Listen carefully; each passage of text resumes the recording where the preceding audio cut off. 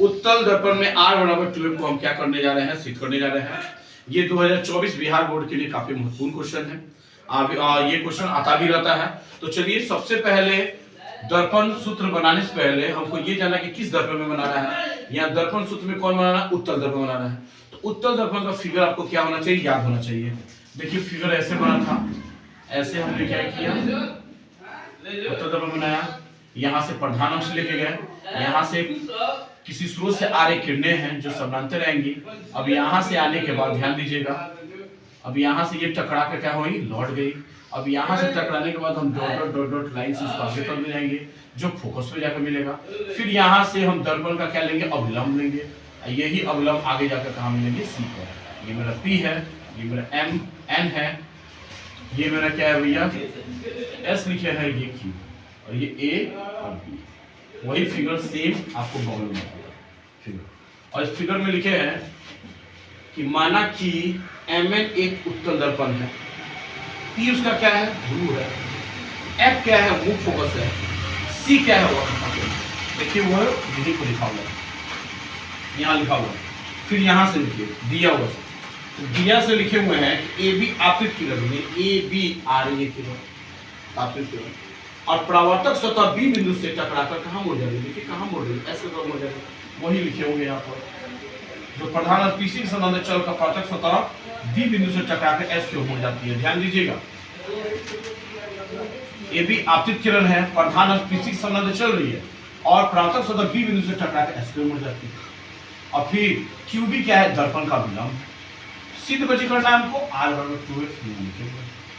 अब रचना में लिखिए, रचना क्या है कि एस बी को हम कहां तक बढ़ा दिए, एफ तक बढ़ा है, और क्यू बी को कहां तक बढ़ाया भैया, क्यू बी को सी तक बढ़ा है। बस अब चला जाए परमाणु की तरफ। तो परमाणु में पहले देखिए यहाँ पर प्रकाश के परावर्तन के नियम से, प्रकाश का परावर्तन का नियम क्या पता है कि आपतन कोण किसके बराबर होता है, परावर्तन कोण के बराबर। तो आपतन कोण का मान देखिए, यहाँ देखिए 1, यहाँ देखिए 2 था, यहाँ पर 3 लिखे थे, यहाँ पर 5 लिखे थे, यहाँ 4 लिखे थे। आसान बनाने के लिए तो 1 और 2 आपस में क्या हो जाएगा, इक्वल समीकरण आपका पहला लिखते रहिए। कोण 1 कोण 2 यानी आपतन कोण और परावर्तन कोण आपस में क्या हो गया, इक्वल। इसके आगे अब देखिए, चूंकि अब यहां ध्यान दीजिएगा एस एफ क्यू सी, चूंकि एस एफ तथा क्यू सी एक दूसरे को बी पर प्रतिच्छेद करती है। देखिए फिगर को निकाल रहे हैं, एस एफ क्यू सी। यहां देखिए S F Q C, S F में क्या है, कोण 2, और इसमें क्या है, कोण 3।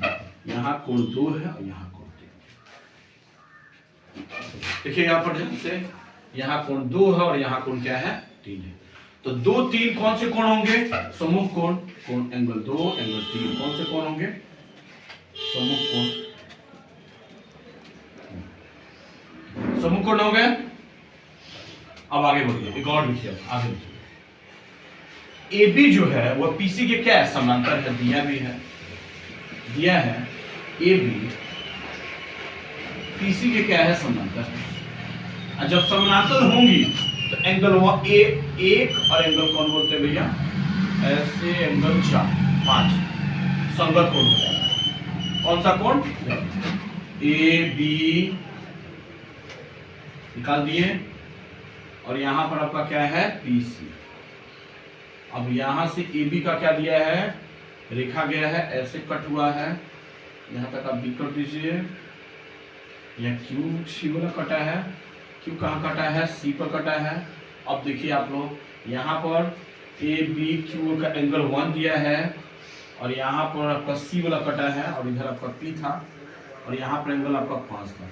तो 1 और 5 कौन सा एंगल होगा भैया, 1 और 5 हो जाएगा संगत कोण। कौन सा कोण, संगत कोण, सॉरी यहां लिखाएगा संगत कोण। अब ध्यान दीजिएगा, ये समीकरण आपका हो गया 2, ये समीकरण हो गया 3। तीनों समीकरण में आप लोग ध्यान दीजिएगा, एंगल 1 से मैच कर रहा है तो हट जाएगा। एंगल 2 से मैच कर रहा है तो हट जाएगा। एंगल 1 से मैच किया तो हट गया। एंगल 2 से मैच किया तो हट गया। तो बचा क्या 3 और 5। यहाँ लिखेंगे समीकरण पहला, दूसरा तथा तीसरा।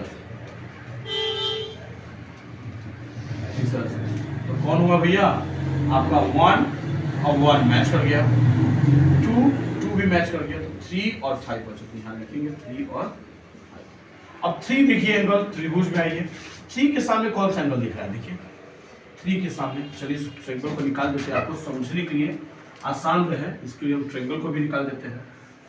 देखिए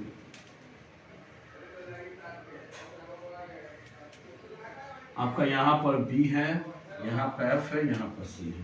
तो थोड़ा ध्यान दीजिए, ये आपका एंगल 3 है, ये आपका एंगल 5 है, ये एंगल।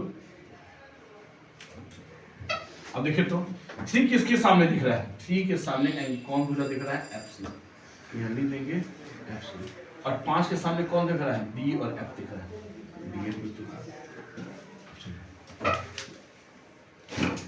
अब आगे की तरफ देखिए, FC इतना हो गया, इक्वेशन कितना हुआ आपका 4 हो गया। अब आगे देखिए B बिंदु, अब मान लेते हैं कि B बिंदु P के काफी नजदीक है। B बिंदु क्या है? P के काफी नजदीक है। मान लेते हैं B बिंदु P के काफी नजदीक है। जब काफी नजदीक होगा तो BF और PF आपस में क्या होगा? BF और PF आपस में क्या होगा? इक्वल होगा। BF और PF आपस में क्या होगा भैया? इक्वल होगा। अब यहाँ 4 और यहाँ पर 5। अब चलिए समीकरण 4, 5 में आइए। समीकरण 4 तथा 5 से यहाँ BF है और यहाँ भी BF है, यहाँ BF, यहाँ भी BF हट गया। अब क्या बचा आपका? FC और BF। और फिगर की तरफ देखिए, अब ध्यान से देखिएगा, यहाँ से फिगर की तरफ ध्यान दीजिएगा। अब PF और FC आ गया। अब ध्रुव से फोकस की दूरी क्या होती है? ध्रुव से फोकस की दूरी क्या होती है भैया? +F। ध्रुव से फोकस दूरी यानी यहाँ से लेकर यहाँ तक क्या है? F। तो हम इस दूरी को क्या लिखेंगे भैया? FC बराबर क्या लिखेंगे? F लिख देंगे। देखिए उतना कंप्लीट हो गया। अब आ गया ये थोड़ा सा और बाकी रह गया। अब PC क्या है? वो करता त्रिज्या है PC, चूंकि PC बराबर है क्योंकि वो करता त्रिज्या है PC, यानी यहां से लेकर यहाँ तक क्या है? वो करता त्रिज्या है, यानी PC आपका क्या है? R है। अब PC को आप क्या लिख सकते हैं? PF प्लस FC लिख सकते हैं। तो PF प्लस FC R। अब यहाँ देखिए PF का मान F दिया था और FC भी वो भी जस्ट आया है, यहाँ पर क्या आया है? F आया है R, यानी F कितना है? 2F R, या F बराबर R/2। सिंपल। एक बार और देख लीजिए आप लोग, ये लैंग्वेज तो वही था कि P ध्रुव था, F मुक्त फोकस था, C क्या था? वो करता त्रिज्या। अब हम दिए कि AB एक आपतित किरण है जो PC के संबंध चलकर इस B परावर्तक सतह से S की ओर मुड़ जाती है, और QB क्या है? उसका अभिलंब। सिद्ध हमको करना था R बराबर 2F, और लिखिए कि SB को आगे कहां तक बढ़ाया गया है? F तक, और QB को आगे कहां तक बढ़ाया गया है? C तक, जो यहाँ लिखा हुआ है। देख लीजिए यहाँ पर लिखे हुए। अब आप लोग आइए इस फिगर की तरफ। अब हम प्रमाण की तरफ चले हैं, तो लिखिए कि आपतन कोण परावर्तन कोण के बराबर था। किसके कारण? प्रकाश के परावर्तन के नियम से। तो कोण 1 कोण 2 इक्वल हो गया।